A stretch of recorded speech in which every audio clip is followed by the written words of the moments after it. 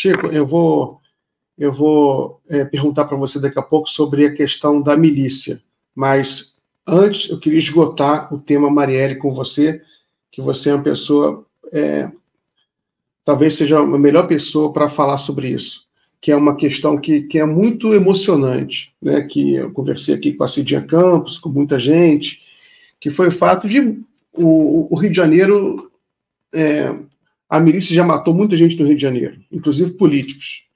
Né? Todo ano morre vereador no Rio de Janeiro, assassinado pela milícia. Políticos, lideranças comunitárias, lideranças políticas de forma geral. Agora, inclusive as pessoas que pensam o assassinato da Marielle, elas especulam. Por que eles mataram a Marielle? Por que eles... A maioria das pessoas fala assim, eles não imaginavam que o impacto fosse tão grande. Né? Tanto que a gente vê pelas entrevistas, pela delação do próprio Rony Lessa, que eles não imaginavam.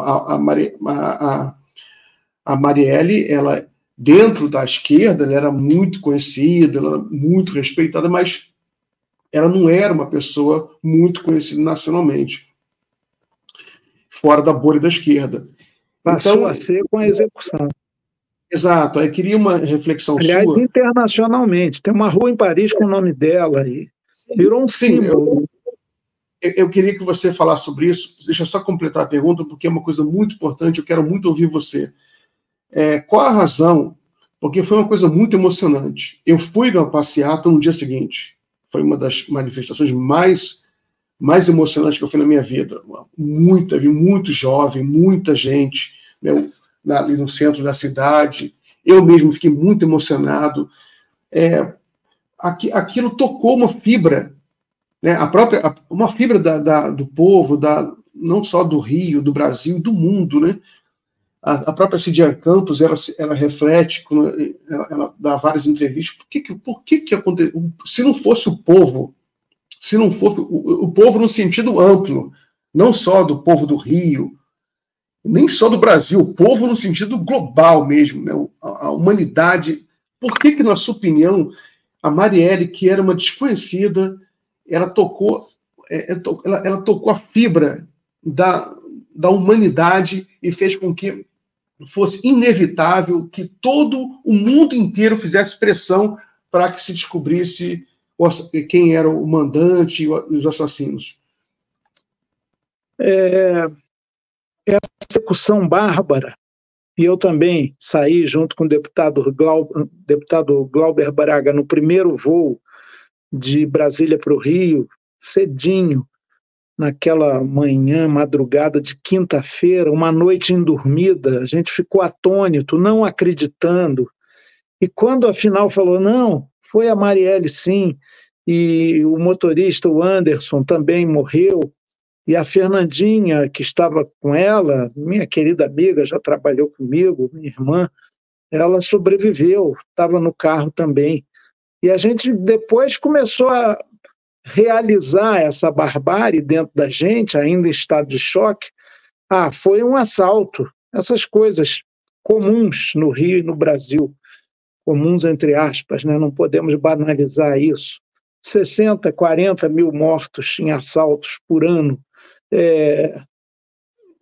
Depois fomos vendo que não era nada disso, não teve roubo, né? Foi uma execução, crime de mando e crime político. O Michel Temer era presidente da República na época. Quando eu desembarquei, ele me liga e nós fazemos oposição ferrenha ao seu governo ilegítimo, daquela forma, a partir de um golpe parlamentar, mas ele me liga e diz, Chico, isso é um crime político, é um atentado contra a democracia, eu estou aqui chocado, imagino vocês que são companheiros, amigos, correligionários da Marielle, e o governo federal vai fazer o que estiver ao seu alcance. Depois o Jugman, que tinha sido deputado federal, era ministro de Segurança Pública, também ficou em contato conosco o tempo todo. Porque e a Cinelândia ficou lotada de gente, sem ninguém chamar, foi vindo. É provável que o corpo da vereadora seja velado na Câmara Municipal, como foi, velado, tampado o caixão. Ela foi tão violentada, tiro na cara, aquela mulher linda, bonita, expressiva, totalmente destroçada, que nem puderam abrir o caixão. Enfim, eu acho que a violência do crime, da barbárie, e a figura da Marielle, ninguém conhecia, mas começou a aparecer foto dela, imagens, mulher jovem, 38 anos, negra, que veio lá da Maré, estudou, fez pré-vestibular popular, conseguiu uma bolsa na PUC, e ela simboliza a aspiração de muita gente do Brasil, que é preta, que é pobre, que sofre as discriminações adicionais a essas condições, que no Brasil são objeto de preconceito, sim, pobreza e negritude. O fato de ser mulher, o fato de ter uma liberdade de afeto e estar casada com a Mônica Benício, tudo isso vai criando uma empatia e uma pessoa inteiramente do bem. Mas, Miguel, o assassinato, os tiros continuaram a ser dados por outros gatilhos e dedos que não o do Rony Lessa e do Elcio Queiroz, por aqueles que começaram a fazer já naquele período uma onda de mentiras sórdidas, de fake news, foto montada da Marielle com Marcinho VP, que um chefe de tráfico aí, totalmente mentirosa, absurda, narrativas sobre a história da Marielle completamente canalhas, canhestras.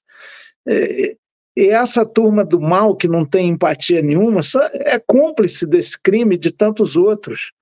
É o que eu chamei de milicianização da política, gangsterização das práticas democráticas. E isso, claro, tocou todo mundo, ou quase todo mundo, né? E isso gerou essa comoção que foi nacional e mundial e uma cobrança de solução. Não é possível que no Brasil um crime de mando com essas características, feita, se não à luz do dia, às 9 da noite, a 200 metros do prédio imponente da prefeitura carioca, e foi se vendo, aliás, está se vendo mais agora, um mar de cumplicidades para não apurar nada. 6 anos do crime, 5 sem nenhuma iniciativa concreta, idas e vindas, embarreiramento, promotores que saem do caso porque sofrem pressões externas, mentira, traição, uma vergonha, uma podridão que agora está aí à luz e espalhando os seus odores fétidos, horríveis, mas são 2.000, até domingo passado eram 2.202 dias de muita dor, de muito sofrimento, e a gente sempre, todo 14 de março, com os nossos girassóis, a nossa esperança teimosa, a nossa crença de que memória não morrerá e que é preciso justiça para Marielle Anderson, íamos nos parlamentos onde temos representação, na escadaria da Cinelândia, no local onde ela foi executada, ela e o Anderson. Todo ano a gente fazia aquela cobrança, aquela insistência, com missas, com cultos ecumênicos, com atos políticos. E, bom, a coisa avançou. Flávio Dino, ainda ministro da Justiça, em janeiro do ano passado, nos disse: elucidar isso para nós é uma questão de honra. E avançou-se. Claro, não estamos nem um pouco desmerecendo que a Polícia Federal, colaborando com as autoridades estaduais, conseguiu elucidar. Mas não é tudo. O caso não está encerrado, repito, Miguel. E esse clamor tem que continuar para a justiça plena. A gente vai continuar gritando e clamando e cobrando até que o esquema miliciano no Rio de Janeiro, que mistura interesse político, eleitoral, curral eleitoral, interesse econômico, cumplicidade as mais variadas, cumplicidades as mais variadas. Enquanto isso não acabar, a gente vai continuar lutando.